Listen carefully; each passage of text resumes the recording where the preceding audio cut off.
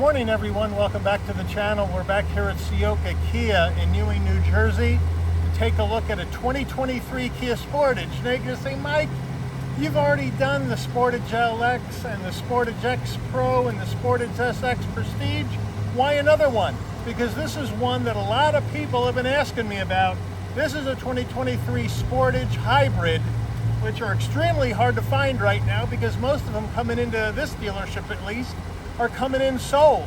This one finally came in for dealer inventory and we're going to take a look at it. We're going to do a little bit different format on the video today, try to give you some more close-ups of what's different here on this Sportage Hybrid compared to the 9 hybrid Sportages.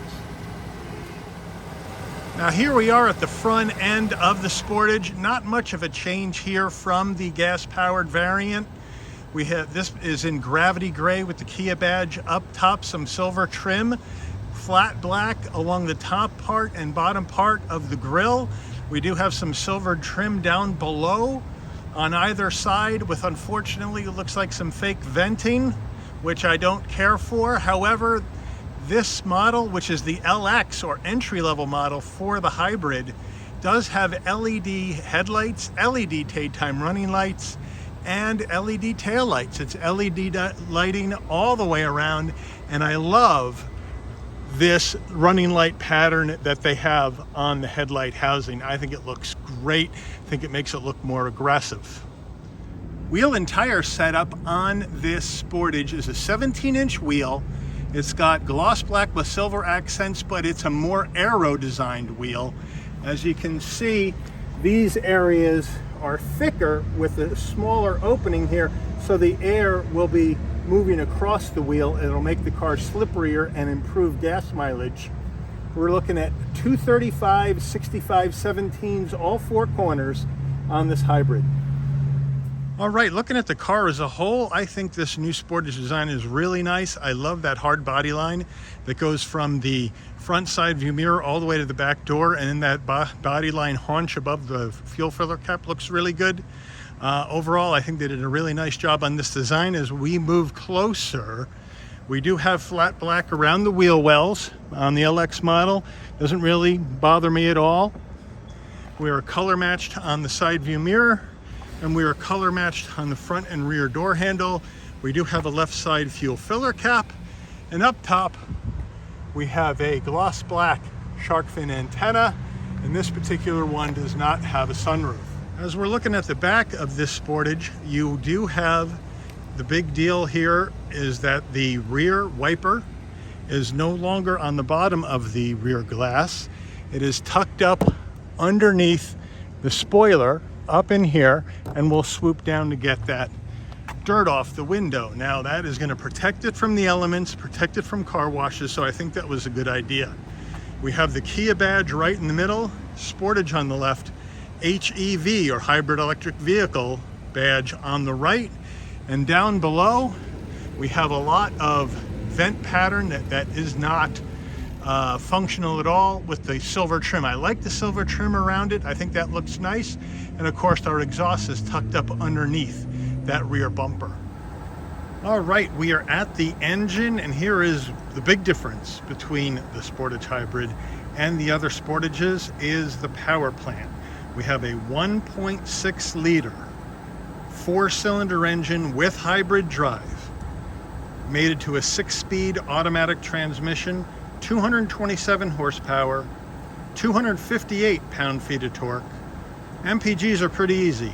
38 in the city, 38 on the highway, 38 combined. Minimum octane rating on the engine is 87, so you can run this on regular unleaded gas. All right, we're inside the Sportage Hybrid LX trim. And before we get started with the interior review, you're going to want to know how much this car costs. Well, the LX trim is the entry-level trim in the hybrid Sportage. MSRP, the way this car is optioned, is $31,195. So let's check out the interior. All right, starting with the footbox, we have a nice large dead pedal, brake, and accelerator. There are carpeted floor mats that come with the car that are in the rear cargo area. We have manual assist on the driver and passenger side, and this black cloth interior with gray cross stitch and some gray design on the inside of the seat, which I think looks nice. The door panels, we have hard black plastic on top. We have this nice diamond pattern design on and around the door handle, which is in a brushed aluminum finish. We have flat black on the switchgear, and there is no armrest really. It looks like an armrest, but it's all hard black plastic. As we move on to the dash, we have soft touch material up top. We have this nice vent design, which I really like, the way it swoops across the dashboard. We do have some gloss black plastic around the edges of that, no big deal. Again, more of this diamond pattern faux carbon fiber look to break things up. And then underneath at the glove box area, we have a nice large glove box. All right, infotainment system. This is the standard LX 8-inch infotainment system without navigation. Apple CarPlay, wireless. Android Auto, wireless. You can hook up your phone via Bluetooth, AM/FM radio, but all the navigation would have to come through your phone. As we move down, we have 2 heat and air vents here and your hazard lights. And then down further, we have our climate control, which is nice. And then down even further, we have gloss black plastic here on the center console. I think most of the time this is going to be open, and when you open it, you do have a 12 volt and 2 USBs and a little spot here for doodads, which I think is nice. Moving further down, we have the dial to go into your different gears on the 6-speed automatic, and we do have heated seats. No ventilated seats, but we do have 3-stage heated seats for the driver and the passenger, which is a nice touch on the LX. Now, moving further down, we have our drive modes, where we can go through Eco, Sport, Smart, and Snow. Those are all the modes that you have. And then we have 2 cup holders, which is nice. And then another area for snacks, doodads, change, center armrest, semi-soft, and you open it up and there's a place for storage. Rear backup camera, nice and clear with trajectory. Kia key fob, detonator style key fob, lock, unlock, panic button.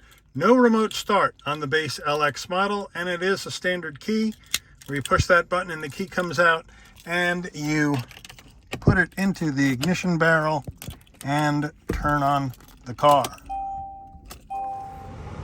Kia steering wheel, we have soft touch material all the way around the steering wheel, nice 10 and 2 notches, flat black on the switchgear on the steering wheel. The left side is for your phone and voice commands. The right side is for your cruise control and safety suite.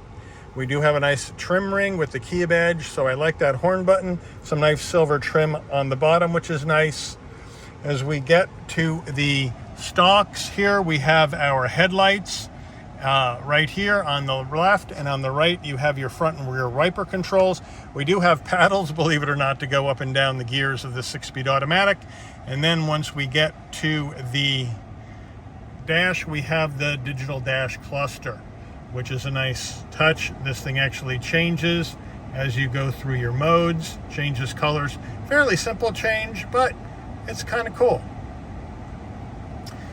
So fully digital dash all the way around, which I like, with a smaller display in the center that's going to give you additional information like your lane keep assist information, tire pressures, average miles per gallon, and that sort of stuff.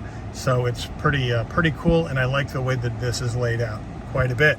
As we move down to down here on the bottom left by your knee, you have where you can brighten or dim the dash, your traction control off.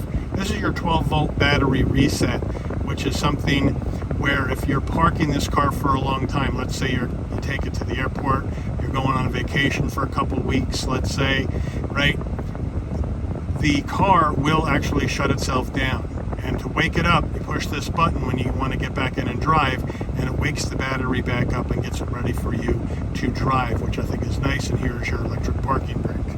Right, we are in the back of the Sportage Hybrid, and in typical Kia fashion, I think I say this every video, I have plenty of space in the back. Plenty of knee room, plenty of headroom at 5'11", plenty of shoulder width space, not a problem. Again, on the door panel in the back, we do have that hard plastic up top. We do have this fake carbon fiber diamond design around the brushed aluminum door handle, flat black on the switchgear, and again, there is no cushioning on the armrest here. It's all hard black plastic. And then on the back of the front console here on the rear of the car, we have two heat and air vents, which is nice, but there is no connectivity here in the back of the LX trim. Center armrest, nice and soft, cloth material, 2 cup holders. All right, we are at the back now to check out the cargo area. There is no button to release the rear cargo area inside the car or on the key fob. What you have to do is come back here. There's a button right underneath the Kia badge. You hit it and you pull up. Manual assist on the way up, manual assist on the way down. We have a class-leading space in the cargo area on the Sportage. Again, this is 7 inches longer and 3 inches wider than the outgoing 2022 model. Gives you a lot of space and really pushes this up in volume up against the Sorento, which I find very interesting. Here are the carpeted floor mats we talked about earlier. We lift up and we have a nice spare tire, so thank you, Kia, for providing that spare tire. And now to get the rear seats down, right over here, you pull this lever, and that seat folds down, and then you pull this lever on the left side, and this seat folds down, and then you can come around to the side of the car, and you can push these down and flatten them out. And now they're nice and flat. And now we have a lot of space with width and length for those larger items, the Costco run, Home Depot, Lowe's run, any larger items you can fit in here, no problem. And we also have a 12 volt here in the back cargo area. In case you're going to the beach, you're going camping, and you need to plug in something, blow up something, they got you covered back here as well. All right, we are on the road in this Sportage Hybrid LX trim, 31 grand and change, which is competitively priced in the market for a hybrid SUV. And right off the bat, I gotta tell you, it is so smooth to drive. These big 65 series sidewalls just soak up the bumps like you wouldn't believe. It is beautiful the way this thing drives as far as the comfort goes. You're just gliding along, you don't see much at all as far as bumps or jiggles or anything like that. Everything is easily laid out in front of me as far as getting to all the switch gear, the infotainment system, the steering wheel. It all looks very, very good. Here we get around a little road construction. That's what happens here in the summer. It's not winter, it's road construction season here in New Jersey. We're averaging right now about 30.3 miles per gallon since I left the dealership. We're going to head out on the highway. Let's just see how this feels with the pickup. It is beautiful. 227 horsepower from this hybrid drive, and it is picking up beautifully to merge onto the highway. I'm liking how it feels overall. I got great visibility, like I have told you, out of the other Sportages. Right, great visibility out of the front windshield, side glass, big side view mirrors, plenty of visibility out the rear window, big rear view mirror as well, and very, very comfortable. The steering is direct. Wherever you want to go, you just point it and you go, which I like. And you know, so far I haven't seen this 38 miles to the gallon. Of course, we've only been on the road now for 5 miles, and a lot of the driving to get away from the dealer is stop and go at traffic lights, which doesn't help. But if you're looking to get on a long trip, you know, and you want something comfortable that can hold a lot of stuff, well, you know what? This thing is, I think, right up your alley. You know, you're going to get great gas mileage with the hybrid drive. It's comfortable. It holds a lot of stuff. It's, you know, soaks up the bumps. You're going to put regular unleaded gas in, so you're going to get a break on the price. You know, gas is down a little bit here in New Jersey since its peak about a month ago, but it's still, you know, $4.25 a gallon for regular, which is nothing to shake a stick at right now. So anything you can do to help would be an improvement. But we're just going to swing back on the highway going the other way. As you can see, going on this on-ramp, you know, we're going about 37 miles, 38 miles an hour around these turns on the on-ramp, and the car feels really good, really stable to the ground. A little body roll as it leans, as you lean into the turn, and then some nice pickup as you get back out onto the highway.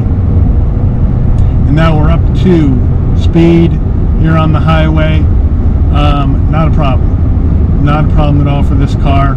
You would think with the 1.6 liter four-cylinder, it would suffer a little bit, but the hybrid is not only helping to get better gas mileage, it's also helping the power assist to the car, and plus, since this is all-wheel drive, you're going to get the power down to the ground easier, and get this car moving faster with the all-wheel drive, which I like as well. So overall, nice package, nice hybrid, nice technology in here for the LX model. I do like the fact that it's got heated seats in the LX model. Didn't need to put that in. It is the base model. So the technology with the digital dash, I think, looks really good. You have your full safety suite of stuff. So you have your blind spot monitoring, your rear cross-traffic alert, backup cameras, front sensors, no 360, but as you move up in trims, you can get that. So overall, I think it's a really nice package at $31,195 bucks. I don't think you can really beat that too much, but very smooth here. We're cruising now at 65 miles an hour on 295, and it is very, very smooth, very, very pleasant place to be. Our average miles per gallon right now, since we left, we've done 8 miles, and we're averaging 31.9 miles per gallon. Now we're up to 32.6, so it keeps changing. But again, I haven't gotten the rating yet, but again, this has only been a short, so far, 8-mile drive. I imagine if I cruise a little bit more on this and drive it a little bit more, I'll probably get up to that 38. So I think that 38 is probably pretty accurate. If you do have a Sportage Hybrid, you know, let me know what your average on the miles per gallon and how you like the car so far. If you're looking for a hybrid, would this be something you would put on your list? Or are you going to go to another brand, another competitor? Let me know in the comments section below. And I want to thank you all for watching this video today. I know it's been a couple weeks since we posted a video, but we're back and we're ready to make some more videos on some more 2022, 2023 cars. So again, thank you very much for watching. Please give it a like if you enjoyed the video. Again, thank you to Ciocca Kia in Ewing, New Jersey for making this Sportage available to the channel for review today. And please consider subscribing and turning on that notification bell so you'll never miss another Shabby's Rides video. I'll see you guys on the rebound. Take care, everybody.